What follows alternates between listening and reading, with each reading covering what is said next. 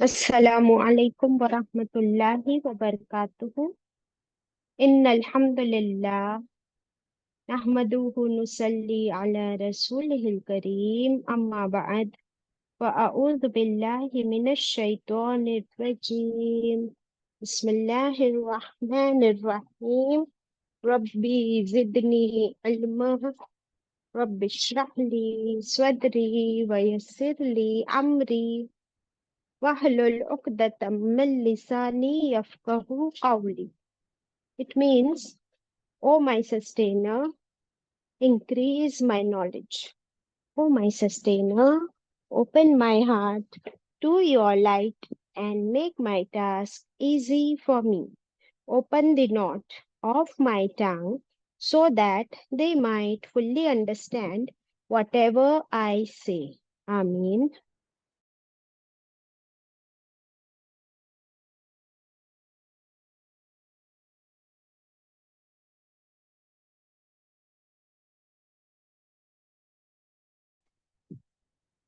हाँ, चलिए हम सब मिलके पढ़ लेते हैं दरूद शरीफ। अल्लाहुम्मा स्वल्ली अला मुहम्मदिन व अला आलि मुहम्मदिन कमा स्वल्लैता अला इब्राहीम व अला आलि इब्राहीम इन्नका हमीदुम मजीद। अल्लाहुम्मा बारिक अला मुहम्मदिन व अला आलि मुहम्मदिन कमा बारकता अला इब्राहीम وعلى آل إبراهيم إنك حميد مجيد आमीन। Welcome my dear sisters. आज हम पढ़ रहे हैं पारा नंबर 30 में सूरत अल फलक। सूरत फलक की तिलावत होगी। आप सब कुरान खोल लीजिए, मेरे साथ मिलकर पढ़िए। अऊज़ु बिल्लाहि मिनश शैतानिर रजीम। بسم الله الرحمن الرحيم قل أعوذ برب الفلق من شر ما خلق ومن شر غاسق إذا وقب ومن شر النفاثات في العقد ومن شر حاسد إذا حسد Sadaqallahul Azim. Alhamdulillahi Rabbil Alameen. Kindly share the screen.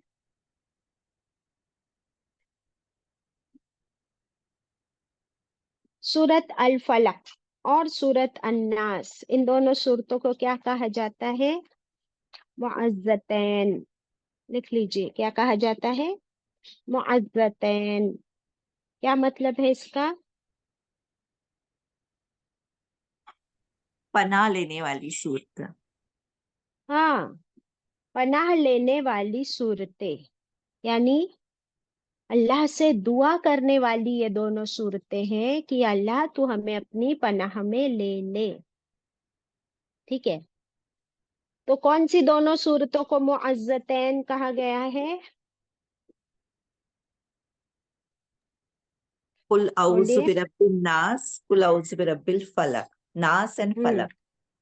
सूरह नास और सूरह फलक दोनों को कहा गया है मुअज़्ज़तैन। तैन का मतलब ही वहां पे दो हो जाता है, दो के लिए आता है।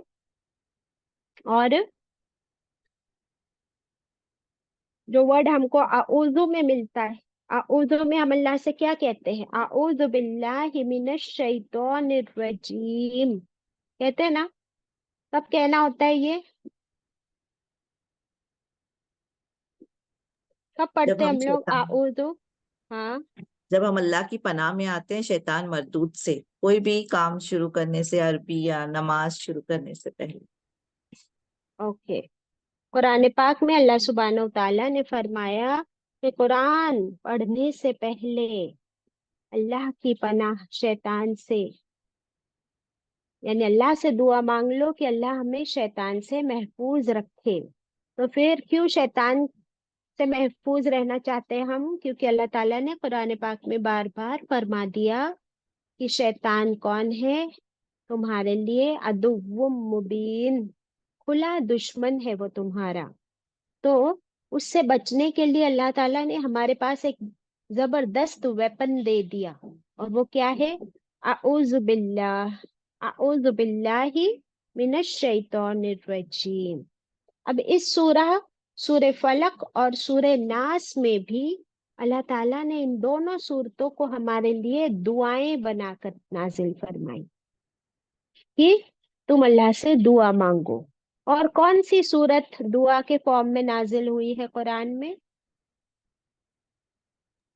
सूरह फातिहा। वेरी गुड, सूरत अल फातिहा। वो भी क्या है? दुआ है।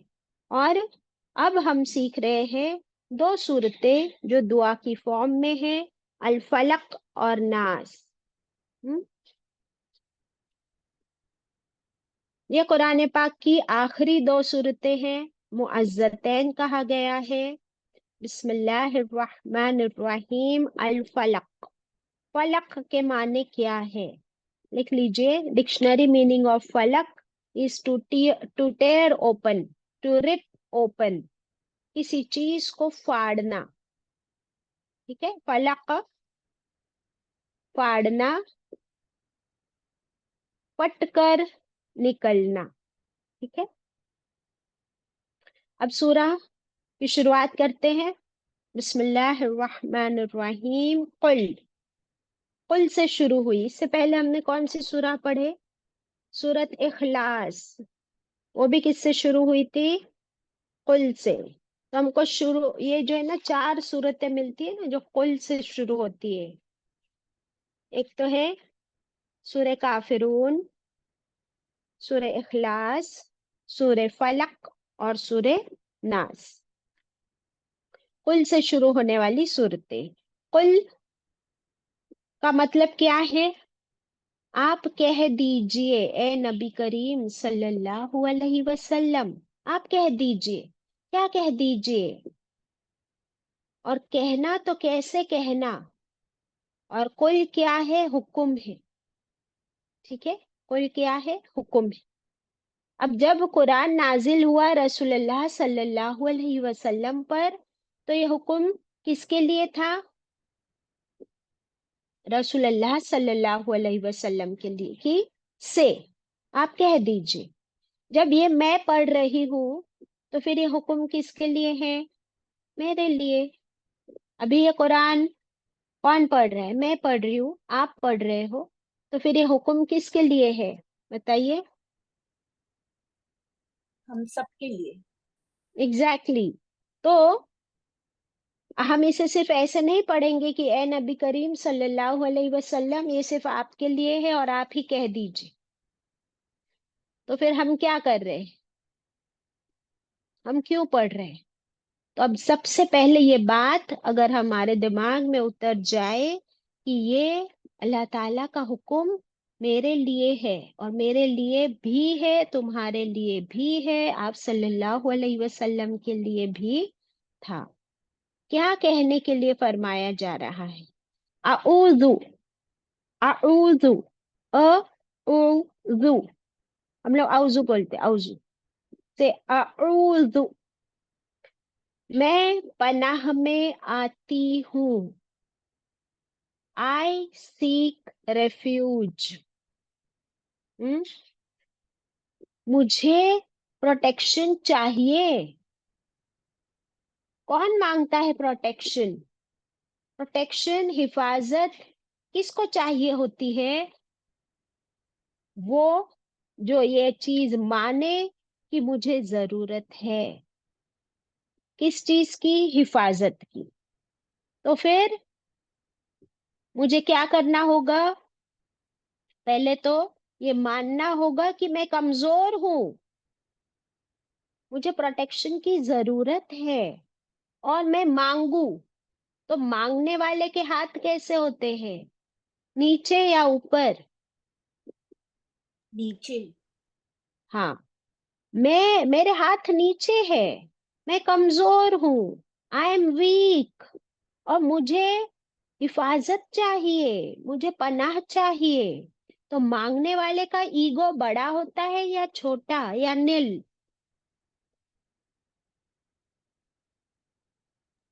नील। हाँ, सबसे बेहतरीन मांगने वाला वो जिसका ईगो, जिसका एरोगेंस, उसका तकब्बुर जीरो हो। अगर मांगने वाला ये कहे कि देना है तो दे, नहीं तो जा, तो फिर इसमें क्या झलक रहा है मांगने वाले की? अ, तड़प है या एरोगेंस है? एरोगेंस। आजिजी है। हाँ, आजिजी है या तकब्बुर है? तकब्बुर है। हाँ, तो ये बात समझना बहुत जरूरी है कि अगर जब हम ये सूरह पढ़ते हैं ना, तो अल्लाह सुब्हानहू व तआला इन सूरतों के जरिए सबसे पहले हमारे ईगो को नील करना चाहते हैं, कि हमारा arrogance, Allah wants to remove our arrogance. और आजिजी लाने वाली ये दोनों सूरतें हैं कि अल्लाह देख, मैं कितनी कमजोर हूँ, तू मुझे बचा ले, तू मेरी हिफाजत फरमा।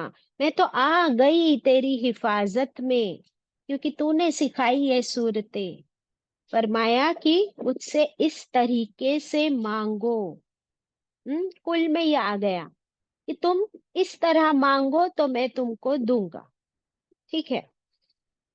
अब क्या हम अल्लाह की बात मानते हैं? ये सूरा पढ़ते हैं रोज? जी हाँ। करते हैं ना? तो फिर इस सूरा के बारे में ये हमें सीखना है कि अगर मुझे अल्लाह से प्रोटेक्शन चाहिए, तो मुझे पहले तो अल्लाह की बात माननी होगी। उसने फरमाया है ये सूरा पढ़ो, तो मुझे पढ़ना है, यानी पहले तो मुझे अल्लाह की बात माननी है, और फिर मुझे अपना ईगो और तकब्बुर निकाल देना है। और तीसरी बात, मुझे प्रनाउंस करना है, अनाउंस करना है। कुल, कुल का मतलब क्या है? कि बोलो। तो बोलने के लिए मुंह खोलना पड़ता है कि नहीं? कुल का सिंपल मीनिंग क्या है? बोलो। तो बोलने के लिए मुंह खोलना पड़ेगा कि नहीं खोलना पड़ेगा? अंदर के अंदर बोलोगे, इजंट इट? सुरैया, जी बाजी। देखो अभी मैंने बोली सुरैया, तो तुम बोली ना, तो मुंह खोलना पड़ा, अनम्यूट भी होना पड़ा। वैसे हमें बोलना होगा। अब क्या बोलना होगा? यानी बगैर मांगे ये प्रोटेक्शन मिलने वाली नहीं। ये बात समझनी हमको। बगैर मांगे हमें ये प्रोटेक्शन मिलने वाली नहीं। अब किससे प्रोटेक्शन मांगनी है? कुल आऊज़ु बिरब्बिल फलक, उस रब से, उस रब से। तो फिर से अपने आप को नीचा करना है कि अल्लाह मैं कमजोर हूं और तू मेरा रब है। और रब की कितनी सिफत है बताओ? क्या सिर्फ वो पालने वाला है? रब की कितनी सिफत है बताई थी आपको? 99। सारी अल्लाह की सिफात रब में शामिल है, शुमार है। कि उसने हमको पैदा भी किया, फिर हमको सवारा भी, डिजाइन भी किया, फिर पाल भी रहा है, पोस भी रहा है। और अब हम उससे कहते हैं कि तू मेरा रब है, तो तू मेरी हिफाजत भी फरमा। है ना? अब क्या हमने उससे कहा था कि अल्लाह तू मुझे पैदा कर? नहीं। क्या हम उससे कहते हैं कि अल्लाह मेरी आंखें दी है, अब इसमें मुझे नजर भी आए? वो सब अल्लाह ने हमको बीइंग अ रब सब कुछ दे दिया। मांगना नहीं पड़ा। ना मेरी माँ को मांगना पड़ा जब I was in her tummy when she was pregnant. ना माँ को मांगना पड़ा, ना मुझे मांगना पड़ा, ना अब्बा को मांगना पड़ा। लेकिन ये चीज मांगनी पड़ेगी। क्या? कि अल्लाह तू मेरी हिफाजत फरमा, तू मेरा रब है। किसका रब है? बिरब्बिल फलक। तू तो फलक का रब है। अब ये कौन है फलक भाई? इज देयर एनी मिस फलक हियर? नहीं। फलक के माने हमने पढ़ लिए, फाड़ने के। हम्म तो तू कैसा रब है कि तूने हर चीज को कैसे पैदा किया? फाड़ कर पैदा किया। यू टेड ओपन, रिप्ड ओपन। हर चीज की पैदाइश पे अगर हम गौर करें, तो सबसे पहले हम देखते हैं कि फलक के माने सुबह भी किए हैं। तो सुबह कैसे फटती है? किसको फाड़ कर सुबह निकलती है? रात को रात अंधेर। हाँ, रात को चीर कर, अंधेरे को चीर कर सुबह होती है ना। तो जैसे सुबह भी क्रैक ओपन होती है। फिर आप एक सीड देख लो, बीज। उर्दू में बीज को, सीड को क्या बोलते हैं, किसी को मालूम है? एक दाने को क्या कहते हैं अरबिक में? कुरान में इसका जिक्र आता है, याद आ रहा है किसी को? एनीबडी? अच्छा, मैं बोलूंगी तो फिर याद आ जाएगा। ठीक है, हब्बा कहते हैं, हब्बा। फालिकुल हब्बी व नवा। तो अल्लाह वो रब है कि वो एक दाने को भी फाड़ता है और उसमें से निकलती है दूसरी जिंदगी। How does a plant sprout? हाँ, आप लोगों ने कभी ये अपने घर में मूंग या मटकी वगैरह भिगोए होगे और उसको स्प्राउट किया होगा। तो इतना सा दाना जो है ना, उसमें से क्या होता है, वो फटता है और उसके अंदर से वो ग्रीन कोम निकलती है, दैट इज द स्प्राउट। और that is nothing but life. तो अल्लाह, तूने जिंदगी को तू कैसे निकालता है? हर चीज को उसके लिए फटना पड़ता है। जैसे एक अंडे में से कैसे बच्चा निकलता है, तो अंडे को क्रैक ओपन होना पड़ता है। फिर पहाड़ों में से जो झरने बहते हैं, the springs of the mountains, तो वो कैसे, वो पानी पहाड़ों को काट कर अपना रास्ता बनाता है और इस तरह वो झरने बहते हैं। बारिश का पानी किसको चीर के आता है? बोलो। बादल। बादलों को चीर कर बारिश का पानी आता है। औलाद, माँ के रहम से, औलाद मिनल अरहाम, वो भी तो फट के निकलता है। तो अल्लाह की हर मखलूक जो अल्लाह ने बनाई है, वो रब ऐसा है कि वो हर चीज को फाड़ कर फिर उसमें से एक नई जिंदगी निकालता है। माइक्रोस्कोपिक माइक्रोस्कोपिक ऑर्गेनिजम्स का कैसे होता है, पता है आपको? कैसे वो पैदा होते हैं? What is a term, anybody remembers? पढ़ा है कुछ biology, zoology, botany, anatomy? Cell जी जी। डिवीजन पढ़ा है? Cell division. यस। हाँ। जी हाँ। तो अमीबा, अमीबा जैसे माइक्रोस्कोपिक ऑर्गेनिजम्स है ना, तो एक सेल फट कर दो सेल में डिवाइड होता है। और इस तरह सेल डिवीजन से वो मल्टीप्लाई होते हैं, वो रिप्रोड्यूस करते हैं। सुभान अल्लाह। तो ये कैसा रब है कि वो हर चीज को फाड़ कर उसमें से क्या करता है, नई क्रिएशन लाता है। तो हम अल्लाह से दुआ करते हैं कि अल्लाह, तू हमारा ऐसा रब है कि तू चीजों को किस तरह पैदा करता है और किस तरह उनको फाड़ता है। ऐसे रब की पनाह में मैं आती हूँ कि तू मेरी हिफाजत फरमा, क्योंकि मैं बहुत कमजोर हूँ। ठीक है, अब ये पूरी सूरा हम कंटिन्यू करेंगे जब थोड़ी सी इसकी हदीसें और पढ़ लेते हैं और फिर आयत 2 पे चलेंगे। Is that okay? जी बाजी। यस। रसूलुल्लाह सल्लल्लाहु अलैहि वसल्लम ने क्या फरमाया इन दोनों सूरतों के बारे में कि इनको कब पढ़नी है? बताओ। सुबह शाम पढ़नी है बाजी। सुबह शाम पढ़नी है ना? और नमाज में पढ़ सकते हैं, नमाज में भी पढ़ सकते हैं। ये छोटी सूरतें हैं, बहुत छोटी सूरतें हैं। हदीस का मफहूम है, रसूलुल्लाह सल्लल्लाहु अलैहि वसल्लम के बारे में उम्मुल मोमिनीन माँ आयशा सिद्दीका रज़ियल्लाहु अन्हा फरमाती है कि आप सल्लल्लाहु अलैहि वसल्लम इन दोनों सूरतों को अपने दोनों हाथों पर पढ़कर फूंकते। आप सल्लल्लाहु अलैहि वसल्लम इन दोनों सूरतों को पढ़ते, अपने दोनों हाथ हथेलियों पर फूंकते पढ़ने के बाद, और फिर अपने दोनों मुबारक हाथों को अपने जिस्म मुबारक पर फेर लेते। जहां जहां तक आपका हाथ पहुंचता आप इसे फेर लेते।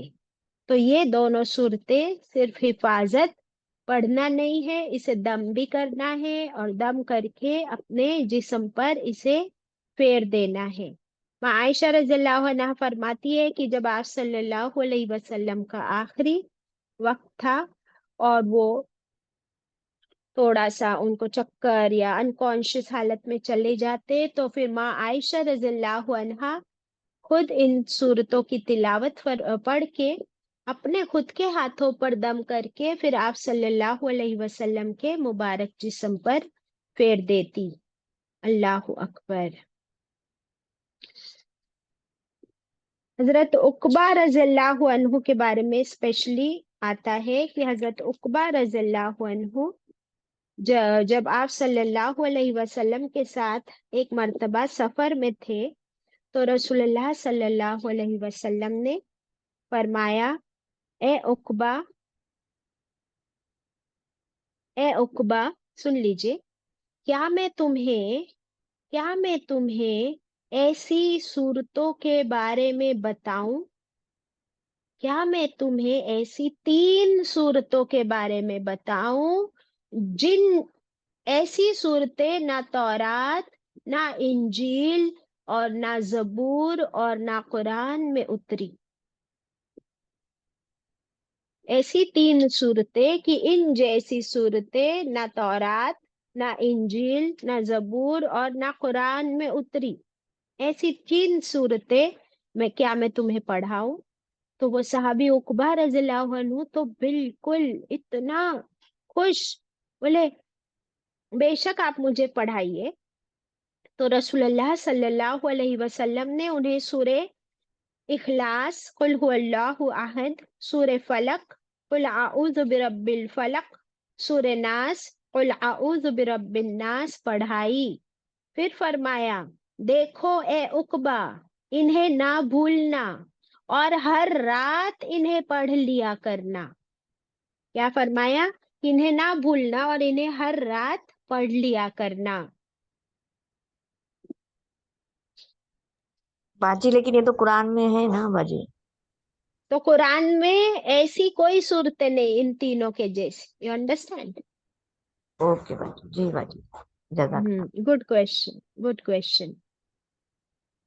फिर इसके बारे में जो हदीस मिलती है कि 3 मर्तबा रसूलुल्लाह सल्लल्लाहु अलैहि वसल्लम इसे सुबह में भी पढ़ते और 3 मर्तबा रात में पढ़ते। ये तीनों सूरतें 3 टाइम्स सुबह में और 3 टाइम्स शाम में।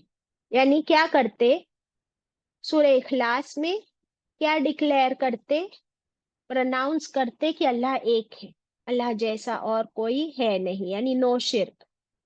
और उसके बाद अल्लाह से दुआ करते कि अल्लाह तू हिफाजत फरमा। भी किससे हिफाजत फरमा वो सब हम आगे पढ़ने वाले हैं इंशाल्लाह।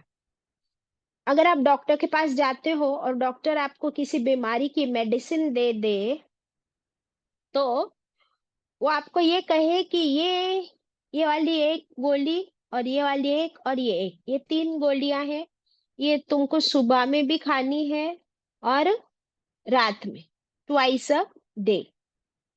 तो आपकी जब मर्जी आए तब आप खा लोगे, तो आपको उसका फायदा मिलेगा, बेनिफिट, नहीं। है ना?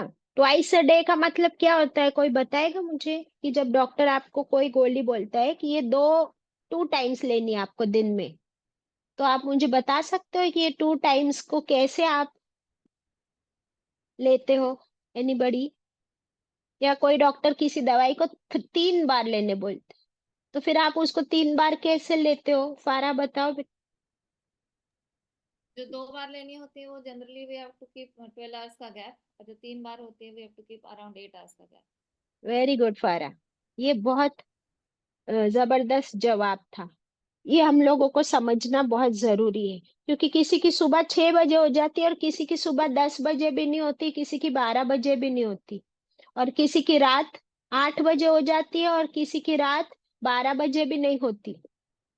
तो ये जरूरी है समझना, इतनी अकल हमारे अंदर हो कि जब 2 मर्तबा गोली लेने का, दवाई लेने का डॉक्टर ने कहा है, तो there should be a gap of 12 hours, क्योंकि 24 घंटे है ना, 24 घंटे में से 12 घंटे का गैप होना जरूरी है।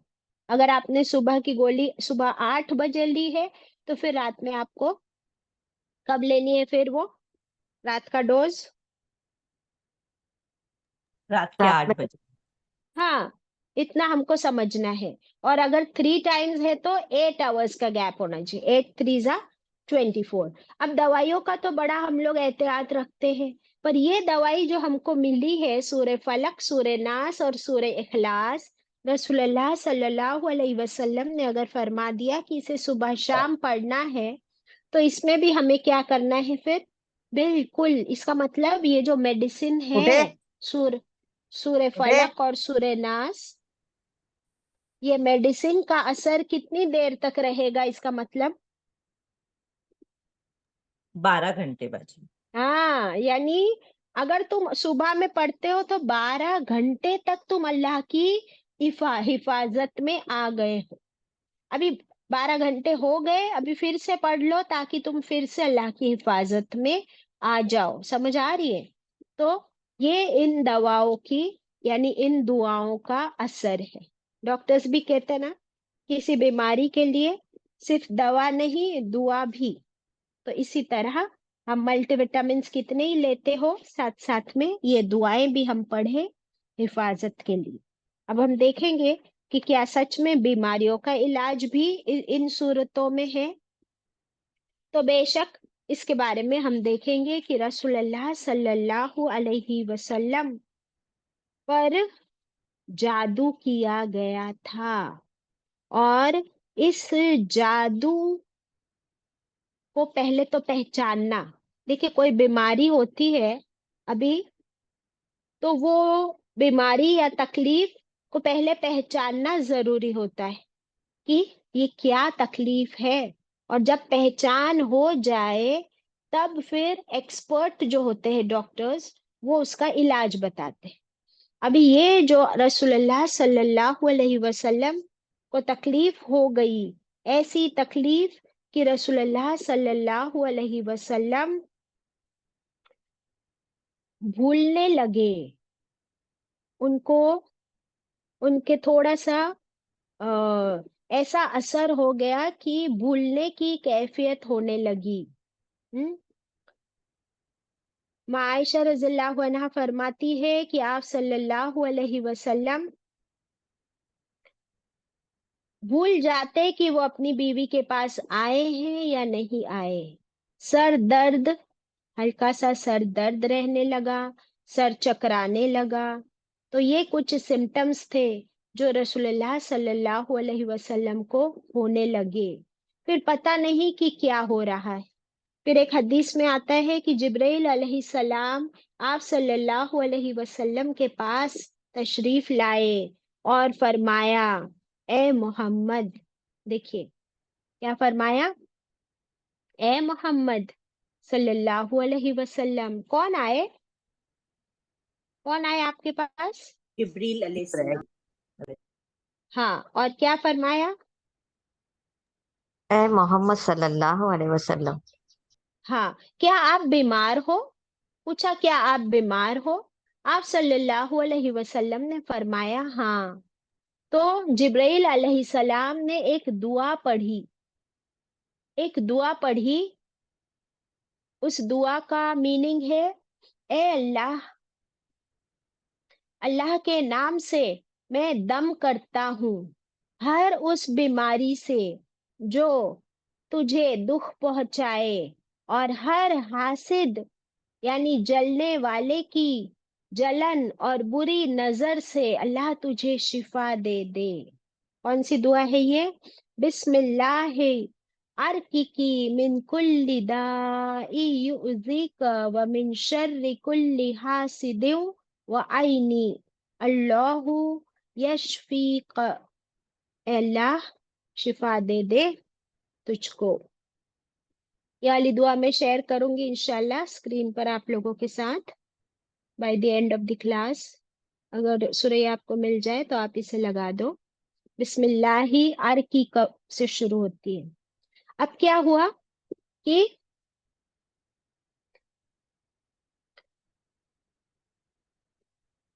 ये बीमारी क्या थी? आप सल्लल्लाहु अलैहि वसल्लम पर जादू किया गया था। मुस्नद अहमद की रिवायत है कि नबी करीम सल्लल्लाहु अलैहि वसल्लम पर एक यहूदी ने जादू किया, जिससे कई दिन तक आप बीमार रहे। फिर जिब्राइल अलैहिस्सलाम ने आकर बताया कि फला यहूदी ने आप पर जादू किया है। बाद में उस यहूदी का नाम भी मिल गया, लबीद बिन आसम। कौन था वो यहूदी? द ज्यू, जिसने जादू किया था आप सल्लल्लाहु अलैहि वसल्लम पर, उसका नाम था लबीद बिन आसम। ठीक है। तो जिब्रील अलैहिस्सलाम ने आकर बताया कि लबीद ने आप पर जादू किया है, और फुला फुला कुएं में एक लोकेशन भी बता दिया कि उस कुएं में गिरह लगा कर रखा है, यानी जादू कहाँ पे किया हुआ है उसका लोकेशन भी बता दिया। आप सल्लल्लाहु अलैहि वसल्लम ने किसी को भेजकर वो जो जादू की हुई चीज थी उसे निकलवा लिया। फिर आप सल्लल्लाहु अलैहि वसल्लम ने वो गिरह खोल दी, उस पर नॉट्स लगी हुई थी बकायदा। इस सूरा में जो वर्ड आएगा फिल उकद, उकद के माने गिरह होती है, नॉट्स। आप सल्लल्लाहु अलैहि वसल्लम ने वो गिरह खोल दी, तो सारा जादू का असर जाता रहा। फिर ना तो आपने उस यहूदी से इसका जिक्र किया, ना उसके सामने नाराजगी का इजहार किया।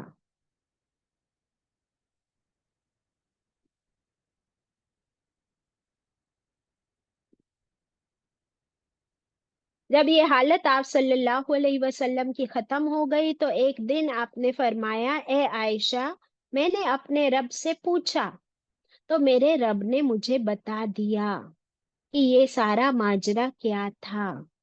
दो शख्स आए, दो शख्स आए, एक मेरे सिरहाने बैठा और एक मेरे पैर के पास।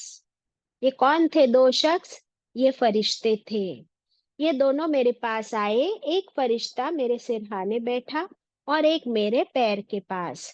सिरहाने वाले ने दूसरे से पूछा कि इनका क्या हाल है। एक फरिश्ते ने पूछा कि इनका क्या हाल है। दूसरे ने कहा, इन पर जादू किया गया है। पूछा, किसने जादू किया? तो कहा, लबीद बिन आसम ने, जो बनु जुरैक कबीले का है, और ये यहूदियों का साथी है और मुनाफिक शख्स है।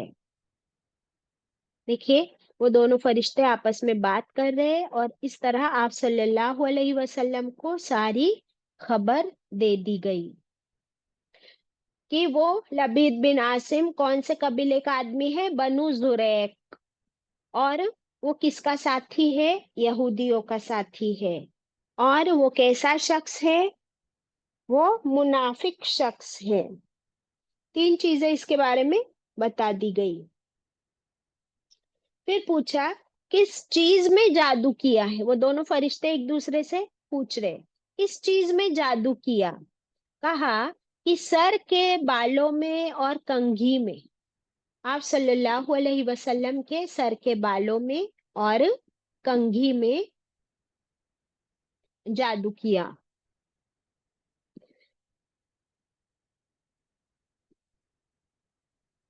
पूछा, वो कहाँ है?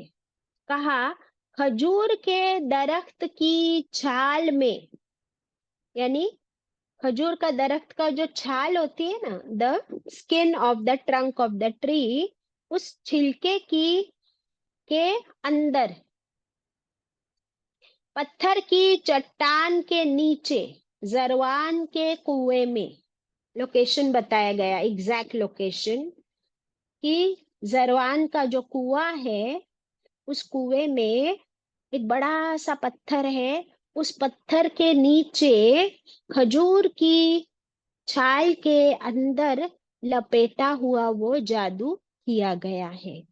फिर आप सल्लल्लाहु अलैहि वसल्लम उस कुएं के पास तशरीफ लाए और उसमें से वो निकलवाया। उसका पानी कुएं का मेहंदी के जैसा गदला पानी था और उस कुएं के इर्द गिर्द खजूरों के कई दरख्त थे।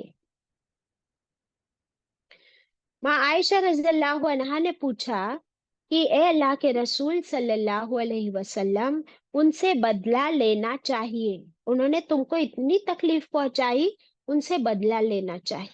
आप सल्लल्लाहु अलैहि वसल्लम ने क्या फरमाया? क्या लगता है आपको, बदला लिया होगा या नहीं लिया होगा?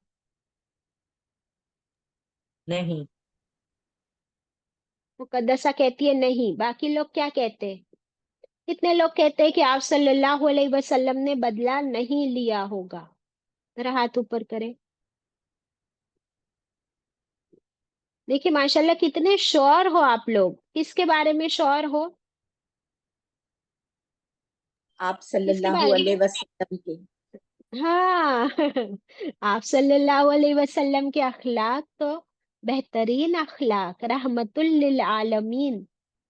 तो उनके बारे में हम इतने श्योर है, और खुद के बारे में क्या, क्या हम खुद के बारे में भी इतने श्योर है कि मैं माफ कर दूं, मैं ना लूं बदला? कोई मेरे बारे में इतना श्योर हो सकता है कि नहीं नहीं, वो तो इतनी अच्छी है कि वो नहीं लेगी बदला, मैं जानती हूँ उसको, ऐसा कोई कहे हमारे बारे में इतनी श्योरिटी के साथ? हाँ, नहीं। नहीं ना। तो फिर अभी बहुत हमको मेहनत करनी है, अपने अखलाक पर काम करना है। अच्छा, हम लोग कभी बदला नहीं भी लेते ना तो पीछा भी नहीं छोड़ते ना, बात को कहाँ छोड़ते, बार बार बार बार उस बात को दोहराते रहते हैं।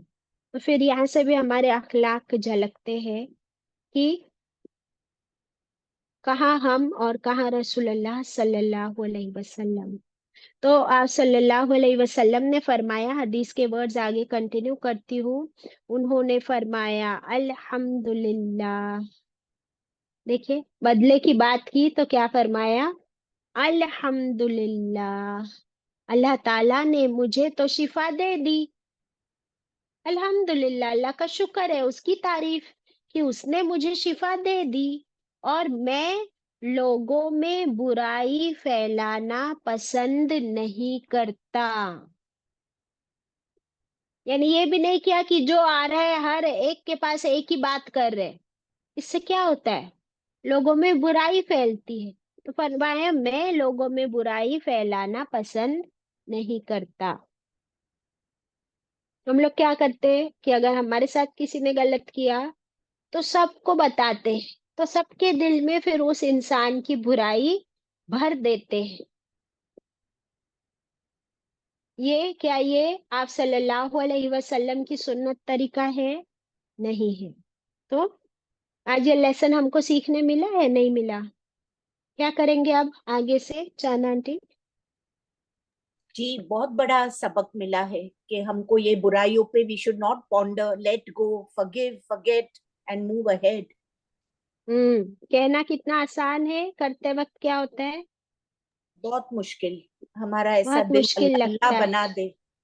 हमारा दिल अल्लाह ऐसा बना दे, हमको भी हमारे दिल में रहमत भर दे इंशाल्लाह। और ये हम धीरे धीरे करना शुरू करें कि लोगों को इस तरह माफ कर दे अल्हम्दुलिल्लाह कहकर, और किसी की बुराई हम आगे ना फैलाए इंशाल्लाह। इसके बारे में एक और हदीस की रिवायत मिलती है। हजरत आयशा रज़ियल्लाहु अन्हा फरमाती है कि एक यहूद का बच्चा नबी करीम सल्लल्लाहु अलैहि वसल्लम की खिदमत किया करता था। है ना। हम जानते हैं कि आप सल्लल्लाहु अलैहि वसल्लम की खिदमत में अनस रज़ियल्लाहु अन्हु, वो भी एक बच्चे थे 10 साल के। रबिया रज़ियल्लाहु अन्हु, वो भी बहुत यंग थे। और एक और यहूदी बच्चा भी आपकी खिदमत में आया करता था। तो क्या हुआ, ये जो यहूदी लोग थे जिन्होंने ये चाल चली, तो उन्होंने बहका फुसला कर इस बच्चे को सिखा दिया कि जब भी तुम आप सल्लल्लाहु अलैहि वसल्लम की खिदमत में जाओ, तो है ना, चुपके से उनके थोड़े से बाल, सर के थोड़े से मुबारक बाल, और उनकी कंघी के चंद दंदाने, कंघी के क्या होते हैं, दाते ठीक। जो होते हैं ना, कंघी के दाते, हाँ, वो कुछ दाते भी ले आना, और कुछ उनके बाल छुपाकर तुम ले आना। तो जब वो ले आया तो उसी के जरिए जादू किया। तो इससे भी हमने क्या सीखना है अब, कि हमारे अपने, जब हम बाल बनाते हैं स्पेशली औरतों के, तो कितने बाल झड़ते हैं ना, तो अपने बालों को बिल्कुल संभाल कर प्रॉपरली डस्टबिन में हम फेंके। ये ना कि वो किसी के हाथ लगे और कोई हमारे साथ कुछ गलत कर सके। So we have to be very careful, इंशाल्लाह। ठीक है, फिर आगे बढ़ते हैं।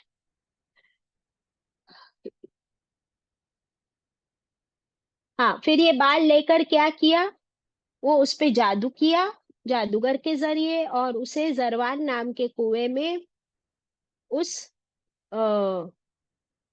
खजूर के पेड़ के छिलके में लपेट करके पत्थर के नीचे दबा दिया। इसकी वजह से आप सल्लल्लाहु अलैहि वसल्लम बीमार हो गए। बीमारी के सिम्टम्स, सर के बाल बहुत झड़ने लगे, ख्याल आता कि मैंने ये काम कर लिया है, हालांकि नहीं किया होता। और 6 महीने तक ये हालत रही। कितने महीने तक? 6 महीने तक। और उसके बाद फिर अल्लाह सुब्हानहू ताला ने जिब्रील अमीन के जरिए वो दुआ भी पढ़वाई, और सूरत फलक और सूरत नास नाजिल फरमाई। तो सूरत फलक और सूरत नास जब नाजिल फरमाई, और रसूलुल्लाह सल्लल्लाहु अलैहि वसल्लम ने जब वो जादू की हुई चीज बाहर निकलवाई, तो देखा, पाया कि उसके ऊपर 12 गिरहे हैं, 12 नॉट्स। कितने? 12 नॉट्स। फिर रसूलुल्लाह सल्लल्लाहु अलैहि वसल्लम इन दोनों सूरतों को पढ़ते जा रहे थे, एक एक आयत के साथ एक एक नॉट अपने आप खुलने लगी। सुभान अल्लाह। आप सल्लल्लाहु अलैहि वसल्लम ने अपने मुबारक हाथों में वो जादू की हुई चीज ले ली। उसके ऊपर 12 नॉट्स थे, 12 गिरह लगी हुई थी, गांठें मारी हुई थी। आप सल्लल्लाहु अलैहि वसल्लम ने सूरह फलक और सूरह नास पढ़ते गए, और एक एक गिरह खुल गई। और फिर आप सल्लल्लाहु अलैहि वसल्लम बिल्कुल शिफायाब हो गए। फिर वो जो जिब्रील अमीन ने दुआ पढ़ी स्क्रीन पर सुरैया ने लगाई है, थोड़ा इसको जूम कर दो सुरैया प्लीज। लोगों ने भी कहा कि ए अल्लाह के रसूल सल्लल्लाहु अलैहि वसल्लम, आप इजाजत दीजिए कि हम उस खबीस को पकड़कर कत्ल कर दे। आपने फरमाया, नहीं, अल्लाह ताला ने तो मुझे तंदुरुस्ती अता फरमा दी, और मैं लोगों में शर और फसाद फैलाना नहीं चाहता। सुभान अल्लाह। और इस तरीके से आप सल्लल्लाहु अलैहि वसल्लम पर किया हुआ जादू का असर इन दोनों सूरतों और इस दुआ के साथ खत्म किया गया। इसको जूम करना है सुरैया प्लीज, जूम कर दो आपकी तरफ से, ताकि सबके लिए ये सूरत, इसका स्क्रीनशॉट लेना आसान हो जाए। ठीक है, हाँ, बहुत अच्छे, वेरी गुड, अल्हम्दुलिल्लाह। अब इस पूरे वाक्य से हमने क्या सीखा? नंबर 1, कि जादू बरहक है, यानी जादू हो सकता है। हम ये नहीं कह सकते, थोड़ा सा जूम इन करो, हम ये नहीं कह सकते कि मेरा तो जादू पर यकीन नहीं। क्यों? क्योंकि, हाँ, अब सही है, क्योंकि रसूलुल्लाह सल्लल्लाहु अलैहि वसल्लम पर जादू किया गया। हाँ, जादू भी अल्लाह के इज़्न से होता है। हर एक जादूगर के जादू में वो तासीर नहीं कि वो उसका असर कर पाए जब तक अल्लाह की मर्जी ना हो। तो अल्लाह ताला हमें अपने हबीब के जरिए दिखाना चाहते थे कि जादू हो सकता है, तुमको केयरफुल रहना है। और इसके असरात से बचने के लिए एक तो इलाज भी इन्हीं सूरतों से होगा और हिफाजत भी इन्हीं सूरतों से होगी। तो हिफाजत के लिए तुमको कोई तावीज वगैरह पहनने की जरूरत नहीं है। सुबह में सूरह फलक, सूरह नास और सूरह इखलास 3 टाइम पढ़ लो और रात में भी इसे 3 टाइम पढ़ लो, तो तुम अल्लाह की हिफाजत में आ जाओगे। और अगर कभी ऐसी तकलीफ हो जाए तो कुरान की इन्हीं आयतों से इसका इलाज किया जा सकता है। यही बात प्रूव करने के लिए ये सब कुछ अल्लाह ताला ने हमें बताया with a live example of रसूलुल्लाह सल्लल्लाहु अलैहि वसल्लम। बात समझ आ गई? अच्छा। अब हम सूरह फलक पर वापस चलते हैं। अभी तक हमने सिर्फ आयत नंबर 1 किए हैं। तो रसूलुल्लाह सल्लल्लाहु अलैहि वसल्लम क्या इन सूरतों को पढ़ा करते थे? बिल्कुल। तो कुल कहना है और अल्लाह से पनाह मांगनी है। इससे हमें ये बात भी समझ आ रही है कि रसूलुल्लाह सल्लल्लाहु अलैहि वसल्लम को भी अल्लाह ताला की हिफाजत की दुआ करनी पड़ती थी।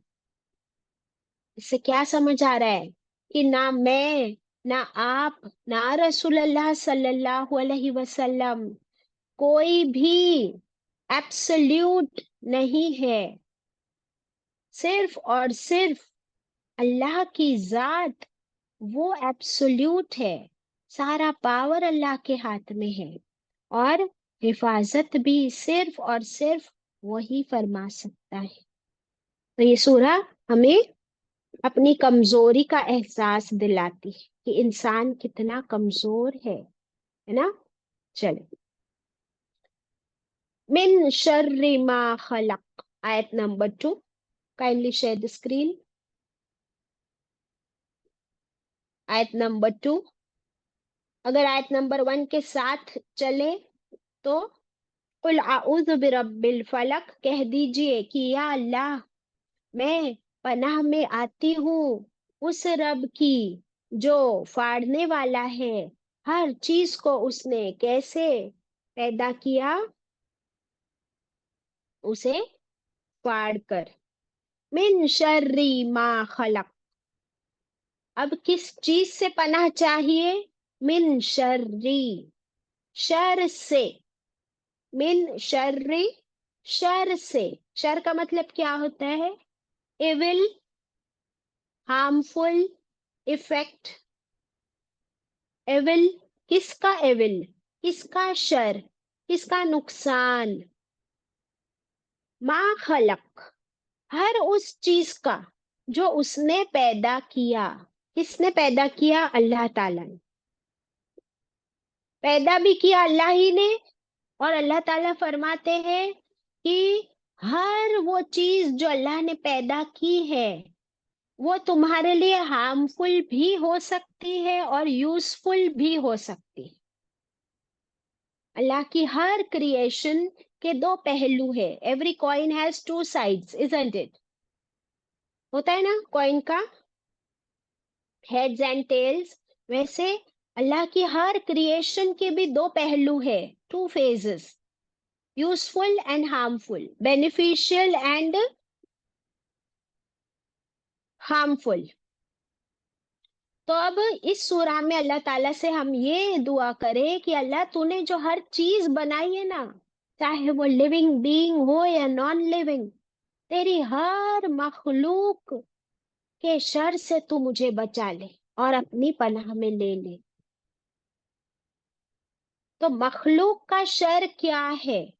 जैसे हम देखते हैं कि शर का मतलब एविल है और शर का ऑपोजिट क्या है? कोई बताएगा मुझे? कुरान पाक में आता है शर का ऑपोजिट खैर। खैर। खैर। वेरी गुड, खैर।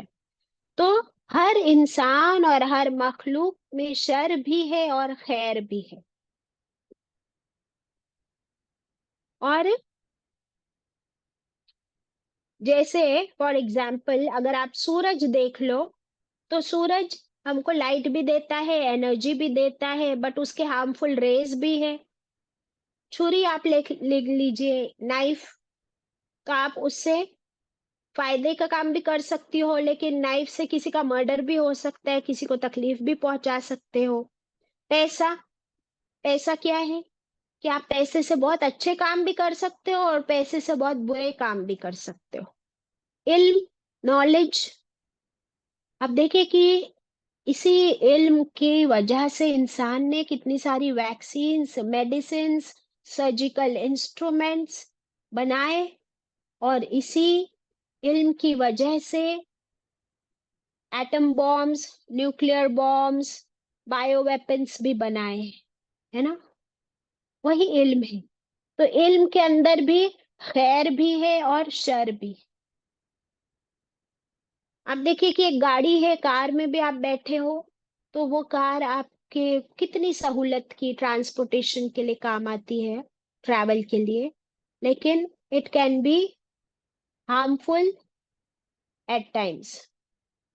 इसी तरह कोई इंसान किसी के काम भी आता है और कोई इंसान किसी के को तकलीफ देने का भी बायस बन सकता है। और वो सेम इंसान एक को तकलीफ पहुंचाए और एक का फायदा करे, ऐसा भी होता है। और वो सेम इंसान जिसको तकलीफ पहुंचाई है उसी का फायदा भी कर सकता है। तो ये कब किसका कौन सा रूप नजर आए, ये नहीं पता है हमको। इसीलिए सुबह सुबह उठ के अल्लाह से कह दो कि अल्लाह तू मुझे अपनी हिफाजत में ले ले। ये दुनिया की हर चीज के नुकसान से मुझे बचा ले। कि मैं अभी किचन में जाऊंगी और इसी छुरी से मुझे अभी प्याज भी काटनी है, गोश्त भी काटना है, ये छुरी मुझे मेरी उंगली को भी काट सकती है। तो हमने ये पढ़ लिए, हम आगे अल्लाह की हिफाजत। क्या इसका ये मतलब है कि फिर अभी कभी कोई एक्सीडेंट नहीं होगा, कोई मुश्किल नहीं आएगी, इमॉर्टल बन जाएंगे हम, मौत भी नहीं आएगी, ऐसा है? नहीं है। क्योंकि एक तकदीर भी हमारी अलग है जो अल्लाह के पास लिखी हुई है।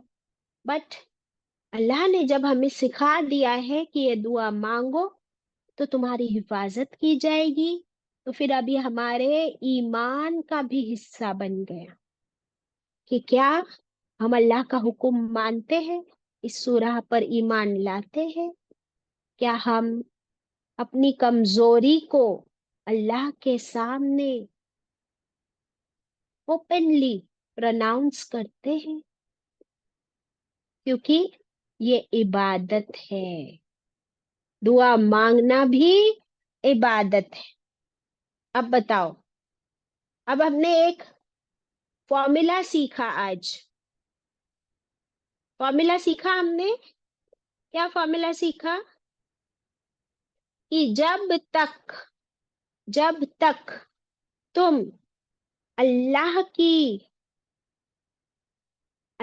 की से दुआ ना करो, नंबर वन, है ना। जब तक तुम अल्लाह से दुआ ना करो तो दुआ कबूल कैसे होगी? और दुआ करने के लिए सबसे पहले अपने आप को नीचा करना होगा, अपने तकब्बुर को नीचा करना होगा। और दुआ कबूल कब होगी? जब तुम अल्लाह की इबादत और बंदगी करोगे। ये फॉर्मूला समझ आया? जी अल्लाह हाँ। ताला अल्लाह ताला चाहे तो बगैर मांगे हमारी हिफाजत कर सकते कि नहीं, बोलो? जी बाजी कर बगैर सकते। मांगे, बगैर मांगे तो मुझे पैदा किया, मैंने कहा आंखें मांगी थी, मैंने कहा हाथ मांगे थे, मैंने कहा बोली थी कि 5 उंगलियां ये हाथ में, 5 उंगलियां ये हाथ में। मैंने तो कुछ भी नहीं मांगा था, उसने तो बगैर मांगे वो सब कुछ दे दिया। पर जो चीज में फरमाया है कि तुम मांगो, तो इसमें क्या अल्लाह की कोई हिकमत नजर नहीं आती? कि अल्लाह को मालूम है कि जब इंसान को मैं इतना सब कुछ बगैर मांगे दे देता हूं ना, तो वो अपने आप को क्या समझने लगता है। अपने आप को क्या समझने लगता है फिर? कब बोलो। तकब्बुर। फिरौन ने अपने आप को खुदा कह दिया। हम लोग भी कुछ कम नहीं, बड़ा तकब्बुर है हमारे अंदर। तो फिर अल्लाह ताला चाहते हैं कि अपने तकब्बुर को चकनाचूर करो और अल्लाह के आगे मांगो कि अल्लाह ये मेरी कमजोरी है, और तेरे दुनिया में अल्लाह तेरे बंदे, कोई मुझे, कोई मेरा माल लूट जाता है, कोई मुझे ताना मार जाता है, कोई मेरा दिल दुखा जाता है, कभी मैं बीमार हो जाती हूँ, कभी नुकसान हो जाता है, कभी एक्सीडेंट हो जाता है, तो सुबह सुबह अल्लाह मैंने क्या किया, अपने आप को तेरी पनाह में दे दिया। अब तू मेरी हिफाजत कर। किससे? क्योंकि हर चीज को तूने बनाया है, तो हर चीज का शर तेरे कंट्रोल में है ना? क्या पढ़े हमने? मिन शर्री मा खलक। हर तेरी मखलूक का शर, है ना? तो मखलूक भले ही कितना मुझे सताए, पर तेरे पास जो पावर है, तू तो खालिक है ना। हर मखलूक के पावर से ज्यादा तेरे पास पावर है। इसलिए मैं किसी और से नहीं जाके कह रही हूँ कि मुझे मत सता या मुझे मत तकलीफ पहुंचा। मैं तो तेरे पास आ गई क्योंकि तू ऑल माइटी है, तू असमद है, तू रब्बुल आलमीन है, तू रब्बिल फलक है। तो तू ये कर सकता है। अल्लाह तू मेरी हिफाजत कर। सुभान अल्लाह। तो हमें किसी इंसान के आगे घुटने टेकने को नहीं सिखाया जा रहा है, हमें सिखाया जा रहा है उस रब के आगे घुटने टेको, उसके आगे सर झुका दो, उसके आगे दुआएं मांग लो और उसकी पनाह में आ जाओ। सुभान अल्लाह। है ना? तो दुआ भी हो गई, इबादत भी हो गई, तकब्बुर भी खत्म हो गया, और प्रोटेक्शन भी मिल गई। सुभान अल्लाह। इसके ऑपोजिट, हम जब डॉक्टर के पास जाते हैं, कोई गारंटी नहीं कि ये डॉक्टर प्रॉपर डायग्नोसिस करे ना करे। फिर वो पैसा लेता है, फिर वो दवाई लिख के देता है, वो दवाई हमको में असली मिल रही है कि नकली पता नहीं। वो मेरे भाई पे तो उसने बहुत असर किया था उस दवाई ने, पर मैं खाते जा रही हूँ, मुझ पे कोई असर नहीं हो रहा है, क्योंकि ये इंसान है और वो है हमारा रब, रब्बिल फलक। है ना? उसके पास सारे पावर्स। सुभान अल्लाह। फिर आगे कौन कौन से शर से और हिफाजत चाहिए हमको, वो आगे की आयतों में आ रहा है। वमिन शर्री गासिकिन इजा वकब। वमिन शर्री, और शर से। कौन से शर से? गासिकिन, अंधेरे के शर से। गासिक सूरज को भी कहा गया है, चांद को भी कहा गया है। इजा वकब, जब वो छा जाए। तो जब रात का अंधेरा छा जाता है, तो कितने शर, कितने गुनाह, कितनी बुराइयों के काम होते हैं रात के अंधेरे में। होते हैं कि नहीं होते? क्या क्या गुनाह होते हैं रात में, बताओ। चोरियां कब होती है? थेफ्ट रात में। डाके कब डलते हैं? रात में। नाइट क्लब्स, उसका नाम ही नाइट क्लब है, वहां जाके, नाइट क्लब में क्या जाके नमाज पढ़ी जाती है, बताओ? नाइट क्लब में क्या होता है? सारे नाइट नाच बुरे क्लब में काम। नाच गाना शराब जुआ ड्रग्स, और बुर्का पहन के जाता कोई नाइट क्लब में, कपड़े भी छोटे, फहश। माँ बाप को लेके जाता कोई नाइट क्लब में, गर्लफ्रेंड एंड बॉयफ्रेंड। तो सारे हराम काम रात में हो रहे हैं, नाइट क्लब में हो रहे हैं। प्रोस्टिट्यूशन रात में होता है। तो आप मुझे बताइए कि ये रात के शर से भी अल्लाह से हम दुआ मांगे कि तू हमारी हिफाजत फरमा।